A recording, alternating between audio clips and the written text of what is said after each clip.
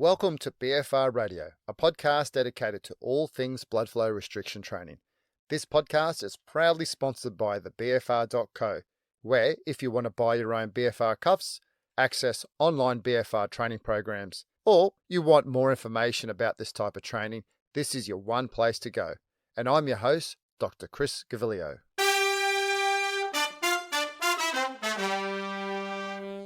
Welcome back to BFR Radio. Hope you're doing well. Thanks for joining me in today's episode where we are shifting gears in a big way.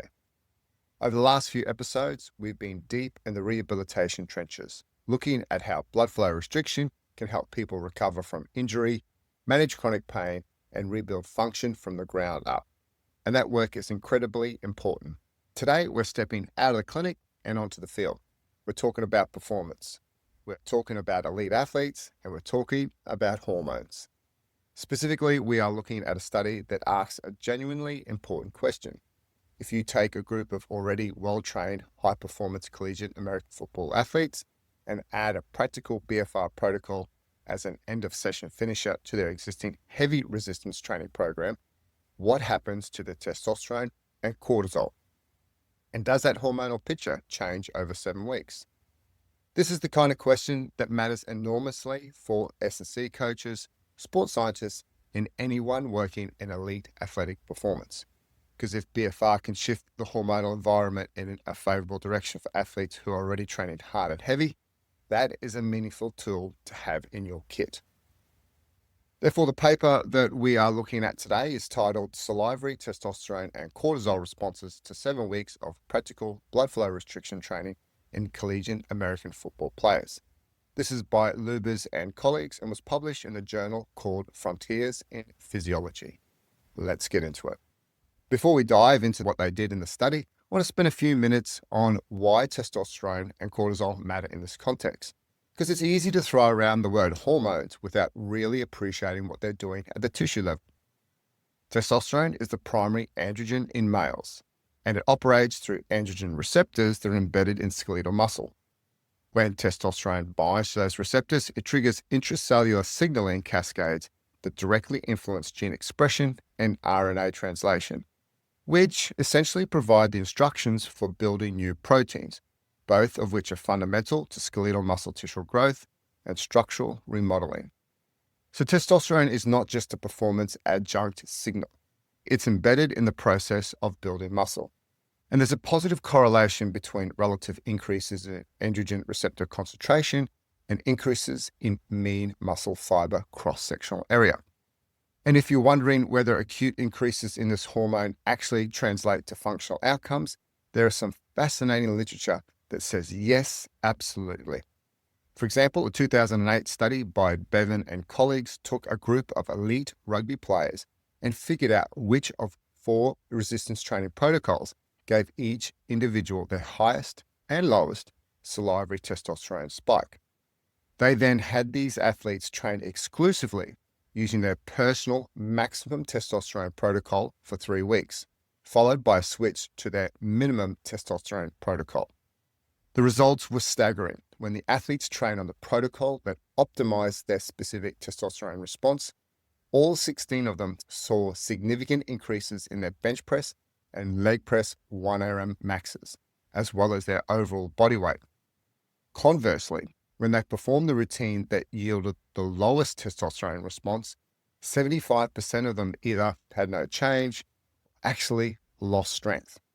This illustrates beautifully that prescribing training to deliberately optimize the body's biologically available testosterone response isn't just theoretical physiology, it yields tangible, functional strength gains on the field. Cortisol, on the other hand, is a glucocorticoid, broadly catabolic, meaning it promotes tissue breakdown in its skeletal muscle effects, operating through glucocorticoid receptors. It's not simply a villain in this story. Cortisol is a normal and necessary response to a training stress. Elevated cortisol sustained over time, particularly without a corresponding anabolic counterbalance, can impede recovery and muscle protein synthesis. That is why researchers and coaches often look at the testosterone to cortisol ratio rather than either hormone in isolation. A higher ratio is generally interpreted as a more favorable anabolic catabolic balance. And there's actually some compelling data showing that the percentage change in resting testosterone to cortisol ratio following a brief training program correlates positively with competition totals. For example, correlates positively with competition totals in Olympic weightlifting events, such as a combined snatch and clean and jerk 1RM maximums. This is in elite competitive weightlifters. So this ratio has real-world performance relevance. Now, we already know from existing literature that BFR resistance exercise can acutely elevate a range of hormones in untrained and recreational trained individuals, including growth hormone, testosterone, cortisol, norepinephrine, and salivary alpha amylase. But here is the gap that this study was designed to address. Almost nothing has been done in well-trained collegiate athletes using a practical BFR implementation model. The previous research was largely conducted in recreational or untrained population using laboratory-grade pneumatic cuffs. And there's another layer to it. The researchers were not just interested in the acute post-exercise hormonal spike. They wanted to know whether chronic training adaptations measured at the end of the 7-week program would shift the hormonal profile in ways that suggest improved physiological tolerance and a more anabolically favorable environment for muscle growth and repair. That distinction between acute and chronic is really important, and we'll come back to that later. Looking at the study overview, 58 collegiate male American football players participated in this study. They weren't beginners. They were well-resistance trained athletes embedded in a university strength and conditioning program. The study ran for 7 weeks, and the participants were divided into 4 groups. The first group, referred to as H, was the traditional high-intensity training-only group. They did standard heavy upper and lower body resistance training with no supplemental work. The second group, HS, performed the same traditional high-intensity training but added volume-matched supplemental exercises without BFR. This is the critical control group. It allows you to attribute any differences between traditional high-intensity training and the BFR groups, specifically to the BFR stimulus, rather than to extra training volume. The third group, HSR, performed the full traditional high-intensity resistance training program plus the practical BFR at the end of each session. So these athletes were adding BFR as a finisher on top of their heavy lifting. The fourth group, MSR, used a modified resistance training program, lower overall training volume compared to the HSR group, but they also performed the same practical BFR protocol. This group gives you a sense of what BFR looks like when it's not stacked on top of maximum training volume. Athletes were further divided into morning and afternoon training cohorts based on their predetermined university strength and conditioning schedules. This is important because testosterone and cortisol follow well-established diurnal patterns. That is, that they are both higher in the morning and decline across the day. The practical BFR protocol is worth describing in detail because this is what a real-world application can look like. At the end of each training session, the BFR groups performed barbell squats and barbell bench press using 20% of their 1 repetition maximum. They completed 4 sets using a 30, 20, 20, 20 repetition scheme with 45 seconds of rest between sets. The cuffs used were practical BFR cuffs, not the pneumatic laboratory devices we typically see in a lot of studies. It involved the use of powerlifting elastic knee wraps that were 7.6 centimeters or 3 inches wide. For the BFR bench press, the wraps were applied to the proximal most end of the upper extremities, which is above the biceps and below the deltoid. Likewise, for the BFR back squats, the wraps were applied to the proximal most end of the lower extremities, which is at the top of the thigh near the inguinal crease. The BFR wraps were initially applied bilaterally or to both limbs with very light tension, just secure enough to remain in place on both limbs. Before initiating the lightweight supplemental protocols, the wraps were then pulled to 7.6 centimeters or 3 inches of overlap relative to the lightly secured pre-exercise state, And this was measured by graduated 1.3 centimeter silver markings, and it was worn continuously across the 4 sets of 30, 20, 20, 20 repetitions. The wraps were then removed immediately following set number 4, which means it was a continuous restriction protocol. It didn't actually say anything more in terms of how they used for pressure. To be honest, it wasn't really totally clear. But if you couple this with most of the normal practical BFR literature, tighten it to where it feels like it's about a 7 out of 10, and use those silver markings on the elasticized wraps to know what your pressure is from session to session, so you have some level of consistency across the program. As I mentioned briefly before, the squat targeted the lower body, bench press targeted the upper body. Looking at the training session volumes from the paper, the traditional high-intensity training program plus BFR group lifted a total lower body volume of approximately 10,340 kilograms per session, while the MSR group, that was the modified program which used the BFR as well, was about half at around 5,170 kilograms.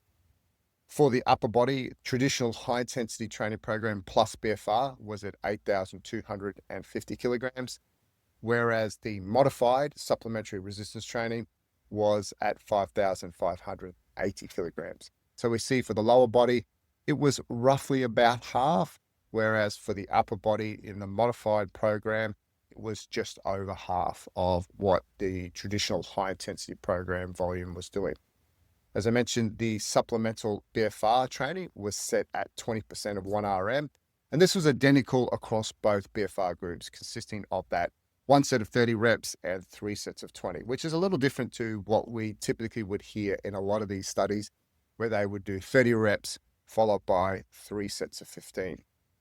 To analyze the hormones, they would take saliva samples, and these were collected at 4 time points: before and after the first lower body training session in week 1, and before and after the first lower body training session in week 7. These are referred to as test 1 and test 2 respectively. Salivary hormone measurement is worth a brief comment here. The advantage of it is that it's non-invasive and ecologically valid method.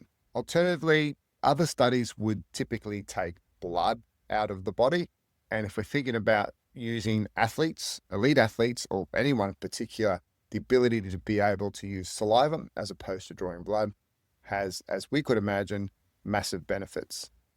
Now, salivary testosterone, this reflects the free biologically active fraction of circulating testosterone rather than what they call total testosterone, which arguably makes it a more functional relative measure. And this same logic applies to salivary cortisol. Moving on to the results, let me walk you through the key findings, because this is where the story gets interesting. First, the time of day effect. All hormone variables, testosterone, cortisol, and the testosterone-to-cortisol ratio, showed statistically significant main effects for time of day. Morning concentrations of testosterone and cortisol were significantly higher than afternoon concentrations, confirming the expected diurnal pattern. In the gym and on the field, this translates to a practical reality that coaches and sports scientists need to respect. If you're testing hormones or drawing conclusions about an athlete's anabolic status, time of day you sample matters enormously. Now the headline result. Increases in salivary testosterone from test 1 to test 2 were observed in the traditional high-intensity training program plus BFR group only. No other group showed this pattern. This means that athletes who were performing practical BFR as a finisher on top of their full, heavy training program were the only group whose testosterone was meaningfully higher at the end of the 7-week program compared to where it started. In the gym, this translates to a potentially more favorable anabolic signaling environment, specifically associated with the combination of high-volume traditional training and supplemental BFR, not heavy training alone, not volume-matched supplemental work without BFR, and not BFR paired with reduced training volume. For cortisol, the afternoon post-exercise values are particularly telling. Post-exercise afternoon cortisol decreased from test 1 to test 2 across all groups. For afternoon test 1 post-exercise concentrations of cortisol, it varied between 10.7 to 17.1 nanomoles per liter. And then by test 2, this measurement had dropped to between 5 and 8.9 nanomoles per liter. This is a statistically significant reduction. The effect here is not BFR specific. It occurred across all training groups, but the interpretation is meaningful. A blunted cortisol response to the same relative training stimulus after 7 weeks is a classic marker of positive physiological adaptation. Your body is tolerating the work better. In the clinic and on the field, this translates to improved training tolerance and reduced catabolic stress per unit of effort. The athletes are becoming more efficient in their stress response. For the testosterone to cortisol ratio, things are slightly more nuanced. The morning pre-exercise ratio was significantly lower than the afternoon pre-exercise ratio, which reflects the fact that morning cortisol is disproportionately high relative to testosterone at that time of day. Overall, whether they worked out in the morning or the afternoon, their balance of testosterone and cortisol after exercise stayed about the same. However, and this is an important however, by the second test, the afternoon group showed a clear, proven increase in their testosterone to cortisol ratio. Simply put, training later in their day put their bodies in a significantly better state for building muscle and recovering from stress. This shift, even if modest, suggests that the overall hormonal environment was trending in a more anabolically favorable direction by the end of the program. In the real world, this matters because a higher testosterone to cortisol ratio at rest has been linked to greater training-induced performance gains in elite athletes. So, what do we make of all this? Let's take a moment to sit with the big picture. The finding that the traditional high-intensity training program plus BFR group, and only this group, showed significant increases in salivary testosterone over the 7-week training block is genuinely informative. This group was the only one combining maximum training volume with practical BFR. The HS group had the same heavy training volume, but no BFR, and their testosterone did not show that same upward trend. The MSR group had the same BFR protocol, but reduced training volume, and they also did not show the same effect. This suggests that there may be a synergistic relationship between high training volume and the BFR stimulus in producing a more robust anabolic hormonal response, at least as measured by salivary testosterone over this 7 period. Now, here is the reflective listener question I want to leave you sitting with for a moment. If you're an SSC coach working with athletes and you can see that adding a 20% 1RM BFR finisher at the end of your existing sessions might shift your athlete's testosterone profile upward over a training block without replacing any of your current heavy lifting, how would that change the way you program back end of a session? This is a genuine question worth thinking through because the implementation here is practical. This is not a laboratory protocol. This is barbell squat and bench press at 20% of 1RM with practical cuffs. It's 4 sets. It takes roughly 10 to 12 minutes in total, and it fits at the end of a session without disrupting the main training block. The reduction in post-exercise afternoon cortisol across all groups is reassuring in one sense. It tells us that 7 weeks of progressive training is doing what it should do in terms of improving physiological tolerance. The fact that it occurred across all groups means we cannot attribute this specifically to BFR. What BFR may be doing, at least in the traditional high-intensity training program plus BFR group, is amplifying the testosterone side of the equation without proportionally amplifying the cortisol cost, potentially pushing the testosterone to cortisol ratio in a favorable direction over time. There are some important considerations and limitations to flag here. First, the use of salivary hormones is ecologically valid, but salivary testosterone measures free testosterone. That is the active hormone that's freely available for your body to use. which is not the same as total testosterone. Just to clarify the difference, total testosterone is the overall amount in your bloodstream, while free testosterone is the active portion your body can actually use, the overall amount circulating in your system. The magnitudes of change in salivary testosterone are relatively small in absolute terms, and we should be cautious about extrapolating these findings to conclude that BFR will dramatically accelerate muscle hypertrophy in all well-trained athletes. And my experience has shown is that being able to make those big shifts with muscle hypertrophy in these well-trained athletes is very difficult to do. The hormonal data are mechanistic indicators. They suggest a plausible pathway, but they are not direct evidence of superior hypertrophy outcomes in this specific cohort. Second, the morning-afternoon split introduces a confound that the researchers were aware of and controlled for statistically. But it's worth noting that the diurnal variation in these hormones is substantial. Typically, both testosterone and cortisol hit their peak about 30 minutes after you wake up, which acts as your body's natural alarm clock to kickstart your energy and drive, before steadily decreasing as the day goes on. The practical lesson for SSC coaches is that if you're monitoring athletes' hormonal status as part of your programming, consistency in sampling time is not optional, it's essential. Third, the modified training group, MSR, is an interesting case. This group had low training volume and performed the same BFR protocol, but did not show the same testosterone increases as the HSR group. This might suggest that there's a minimum threshold of training stimulus required before BFR can produce an additive hormonal effect. Or it might simply reflect that the combination of high volume and BFR is what is needed to push the system to respond at the hormonal level. Either way, this finding is a useful caution against assuming that BFR in isolation, particularly at low loads and low volumes in a modification context, will automatically drive testosterone concentrations upwards. Finally, these are collegiate American football players. They are physically robust, well-trained young men. The hormonal responsiveness seen here may not generalize directly to older athletes, female athletes, or less trained populations.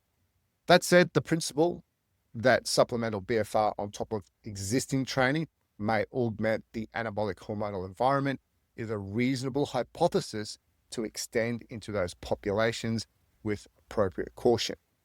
And also I've seen in my experiences other training cohorts such as sprint cyclists using a similar methodology in the field. All right, let's bring this home with 3 key takeaways from today's episode. First, practical BFR implemented as an end of session finisher using 20% of 1RM for our 30-20-20-20 repetition scheme can produce statistically significant increases in salivary testosterone over a 7-week training block in well-trained collegiate football athletes, but only when combined with a full, high-volume traditional resistance training program. The BFR alone or volume reduction paired with BFR does not appear to produce the same effect. Second, the blunted cortisol response observed after 7 weeks of training across all groups is a positive sign of adaptation. It tells us athletes are tolerating the training loads better over time. The upward trend in the testosterone to cortisol ratio, particularly in the afternoon condition by test 2, suggests the overall hormonal balance is shifting in a direction that's theoretically favorable for muscle building and performance. Third, the practical implementation model used in this study is one that SSC coaches can realistically adopt. We're talking about 10 to 12 minute finisher using practical cuffs and barbell exercises, very low loads. Barrier to entry is low, and based on this evidence, the potential hormonal and mechanistic upside, particularly for athletes looking to maximize the anabolic environment of a training block, makes it worth serious consideration. And that's all for this episode. If you have any questions related to this, you can get in touch with me through my website, thebfr.co, or socials, which is at thebfr.co. You can also purchase your own BFR cuffs from our website at www.thebfr.co. And lastly, before I go, a couple of favors from me to you. If you know of someone who would benefit from this episode, please share it. And if you're enjoying the podcast, please give it a rating on iTunes. Thanks for listening, and remember to keep the pump.